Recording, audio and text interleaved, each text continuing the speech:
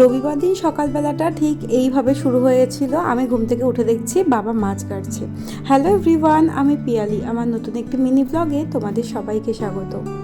শনিবার দিন তো অনেক রাতেই ফিরেছিলাম, ওই যে আমি আর বাপন প্রিন্সেপ ঘাটে গেছিলাম। তো যাই হোক, আমাদের রাত্রিবেলায় ঘুমাতে ঘুমাতে মিনিমাম 11:30 মতন বেজেছিল।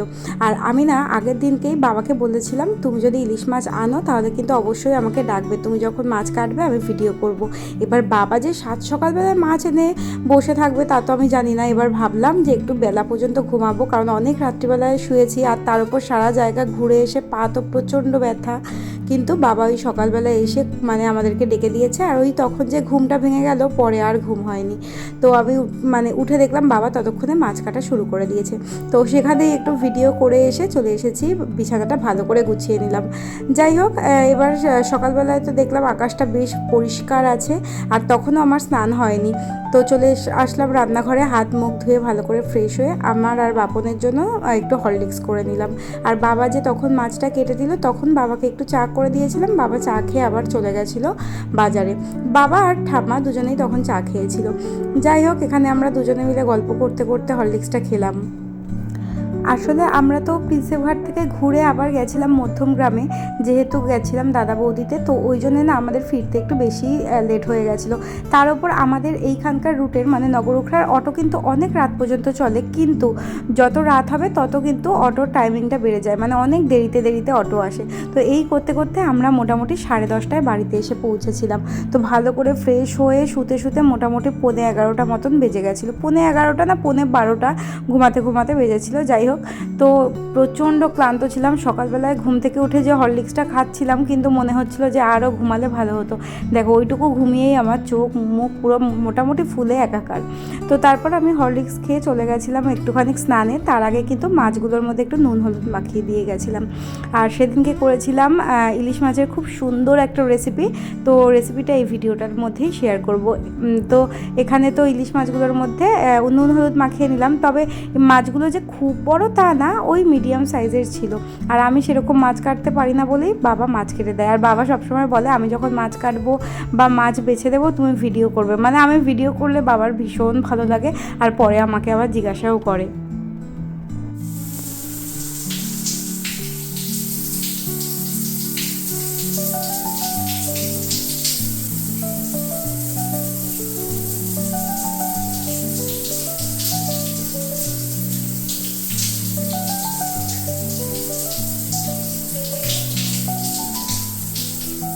এদিকে স্নান করে সারা ঘরে ধূপ টুপ দেখিয়ে ধুনো ঘুরিয়ে চলে এসেছি রান্নাঘরে। এসেই আগে না ভাতটা বসিয়ে দিয়েছিলাম, কারণ তখন মোটামুটি সকাল 9:30 মতন বেজে গেছিলো। আর এই যে বললাম যে ইলিশ মাছের একটা খুব সুন্দর রেসিপি শেয়ার করব, তার জন্য প্রথমেই কাঁচা লঙ্কা আর পেঁয়াজ আমি ভালো করে পেস্ট করে নিয়েছিলাম মিক্সিতে। এরপর কড়াইয়ের মধ্যে কিছুটা না বেশ অনেকটা পরিমাণে সর্ষের তেল দিয়েছিলাম। তখনও কিন্তু আমি গ্যাসটা জ্বালাইনি। আর তারপর ওই যে পেঁয়াজ কাঁচা লঙ্কার পেস্টটা দিয়ে দিয়েছি, নুন হলুদ সব কিছু পরিমাণ মতন স্বাদ মতন দিয়ে ভালো করে এই মশলাটাকে ম্যারিনেট করে নিয়েছিলাম। এর মধ্যেই মাছগুলোকে দিয়ে এপিট ওপিট ভালো করে মাখিয়ে নিয়েছিলাম। এটা কিন্তু বাংলাদেশের ভীষণ ফেমাস একটা রেসিপি, আমি ইউটিউব থেকেই শিখেছি। আর বেশ ভালো লেগেছিল বলেই করেছিলাম, কিন্তু খেতে ভীষণ সুন্দর হয়েছিল। আমি এক্সপেক্ট করিনি যে এতটা ভালো লাগবে। তো ইলিশ মাছটার স্বাদগন্ধ খুব ভালো ছিল বলে না হয়তো এই রেসিপিটা এতটা ভালো লেগেছে খেতে। তো এরপর এই যে মাছগুলো দিয়ে দিলাম। বাই দ্য ওয়ে, তোমরা যদি রেসিপিটার নাম জানো অবশ্যই কিন্তু কমেন্টে জানাবে। আমি একটা নাম জানি ভীষণ অদ্ভুত, এই ইলিশটার নাম আমি রেসিপিটার নাম দেখছিলাম ইউটিউবে, ইলিশের পানি খোলা। এই নামটা কিরকম একটা অদ্ভুত না? আসলে এটার নাম কি পানি খোলা নাকি অন্য কিছু? তোমরা জানলে কিন্তু অবশ্যই কমেন্টে জানিও। যাই হোক, এখানে আমি মাছগুলোকে ভালো করে দিয়ে নিলাম, দিয়ে ভালো করে একটু ম্যারিনেট করে ওপর থেকে কাঁচা লঙ্কা দিয়ে দিয়েছিলাম, আর ওই মশলার বাটি ধোয়া জল একটু দিয়ে চাপা দিয়ে রেখে দিয়েছিলাম। তো বাপনের যখন ছুটি থাকে তখন তো প্রত্যেক সপ্তাহতেই আমরা এদিক ওদিক কোথাও না কোথাও বেরোই। তবে শনিবার দিন ওই প্রিন্সেপ ঘাটে ঘুরে এসে আমরা এতটাই ক্লান্ত হয়ে পড়েছিলাম যে আমাদের ওই রবিবার দিন ধারে কাছেও কোথাও যাওয়ার ইচ্ছা করলো না। এতটাই ক্লান্ত হয়ে গেছিলাম। আসলে কি বলতো, সারাদিন বসে থেকেছি, এদিক ওদিক হাঁটাহাঁটি করেছি, তো ভীষণ টায়ার্ড হয়ে গেছিলাম। তো রবিবার দিনকে একদম সিম্পল দুটো রান্না করেছি, তো দুটো রান্নাই তোমাদের সাথে এই ভিডিওটাই শেয়ার করছি। তো দেখো, প্রায় ওই 7-8 মিনিট পর দেখলাম ঝোলটা ভালো করে ফুটে গেছে। এরপর মাছগুলোকে আবারও একটুখানি উল্টে দিয়েছিলাম, দিয়ে আবার ঢাকা দিয়ে রেখে দিয়েছি। ঝোলটা একটু টেনে যাবে, মানে মোটামুটি আমরা যে পরিমাণে ঝোল খাই সেরকম অবস্থায় যখন থাকবে তখন আমি গ্যাসের ফ্লেমটা অফ করে দিয়েছিলাম। ওদিকে তো বাপনের পেয়ে গেছিলো খিদে, তো এদিকে ভাতটাও ফুটে গেছিলো। ভাতটা যখন হয়ে গেছিলো ওকে ওখান থেকে এক টুকরো মাছ দিয়ে খেতে দিয়েছিলাম, যে কেমন হয়েছে সেটা দেখার জন্য। একটা দাগা না একটু ভেঙে মতন গেছিলো, তো ওইটাই দিয়েছিলাম ওকে। তো দেখো এই হচ্ছে আমার ইলিশের পানি খোলা, খেতে ভীষণ সুন্দর হয়েছিল। আর তোমরা কারা কারা এই রেসিপিটা ট্রাই করেছো অবশ্যই জানাবে। হ্যাঁ, তবে এই মানে মাছটা যখন ঠাম্মাও খাচ্ছিল বলেছিল ঠাম্মা নাকি এরমভাবেই করতো। তো যাই হোক, আমারও ভীষণ ভালো লেগেছে। ব্যাস, এখানে আমার মাছ তো একদম হয়ে গেছে। চলো ওদিকে বাপনকে খেতে দিয়ে দিই। ওর আসলে আমরা আগের দিন ওই যে দাদা বৌদি থেকে খেয়ে এসেছিলাম, অনেকটাই তাড়াতাড়ি খেয়েছিলাম, প্রায় 8:30টার মধ্যে। তো তারপর থেকে আর কিছুই সেরকম খাওয়া হয়নি, ওই জন্যে ওর খিদে পেয়ে গেছে। আর সকালবেলা উঠেই না আমরা মানে রবিবার দিন স্নান করে নিয়েছিলাম। তো এই যে ওর ভাতটাও বেড়ে দিয়েছি। আর এদিকে আমার মাছটা দেখো কত সুন্দর দেখতে লাগছে। সত্যি বলতে এত সুন্দর একটা ফ্লেভার বেরোচ্ছিল। ছোট ছোট ইলিশ মাছেরও কিন্তু এত ভালো স্বাদ থাকে, সেটা না খেলে বোঝা যায় না। আমি তো আগে খেতাম না, তাই জানতামও না।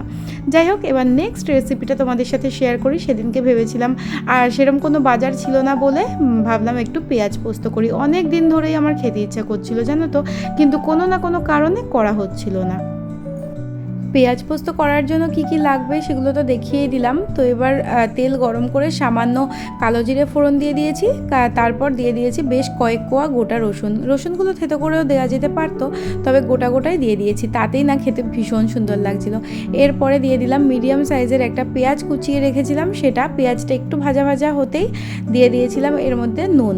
আর তারপর একটু নাড়িয়ে চাড়িয়ে দিয়ে দিলাম একে একে টমেটো আর কাঁচা লঙ্কা কুচি। এর মধ্যে শুকনো লঙ্কার গুঁড়ো দেওয়া যেতেই পারে, তবে কাঁচা লঙ্কাগুলো বেশ ঝাল, তো ওই জন্য আর শুকনো লঙ্কাটা অ্যাড করিনি। তারপরেও আমার বর মানে ঝাল জিনিসটা একদম পছন্দ করে না, ওই জন্য আর দিলাম না আর কি। তো যাই হোক, এখানে সব কিছু ভালো করে নাড়াচাড়া করে ওই বেটে রাখা পোস্তটা দিয়ে দিয়েছি।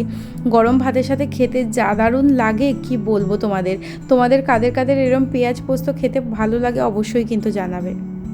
অলমোস্ট এটা রেডি। নামানোর আগে দিয়ে দিয়েছিলাম কিছুটা ধনেপাতা কুচি। ধনেপাতাটা দেওয়াতে আরও খেতে ভালো হয়েছিল। আমি যেভাবে পেঁয়াজ পোস্তটা বানাই সেটাই দেখালাম, তোমরা কিভাবে বানাও অবশ্যই কিন্তু আমাকে জানিও। তো গরম ভাতের সাথে তো খেয়ে নিলাম এরম বেশ সুন্দর করে করা পেঁয়াজ পোস্ত, আর তার সাথে ইলিশের পানি খোলা। সেদিনকের লাঞ্চটাও কিন্তু জমে গেছিলো। রান্নাও এদিকে শেষ, ওদিকে বাবা বাড়িতে এসেছে। আমি বাবাকে বললাম যে একটুখানি খেয়ে দেখো কীরম হয়েছে। বাবা যখন খাচ্ছিল তখন ওই 11:30 কি 12:15 মতন বাজে।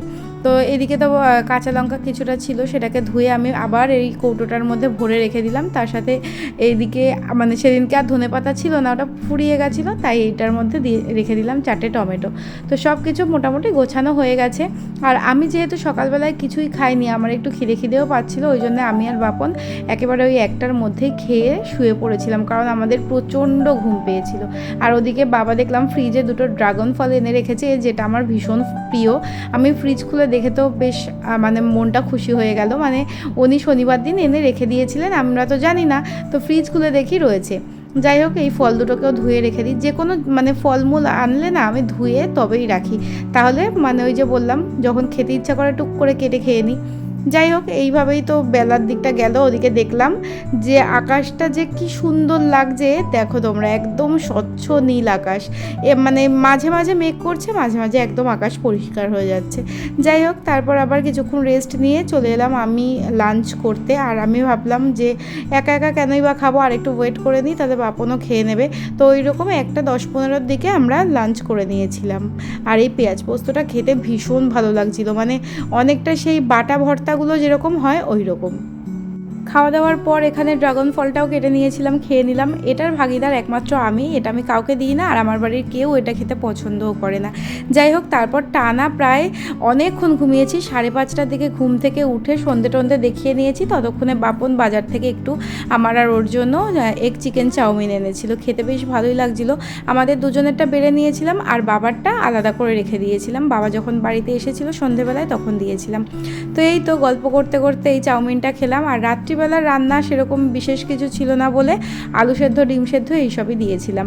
তো এই ছিল রবিবার দিনের একটা পুরো মিনি ব্লগ। তোমাদের ভিডিওটা ভালো লাগলে অবশ্যই একটা লাইক করে দিও। সবাই খুব ভালো থেকো, সুস্থ থেকো। চলো, টাটা।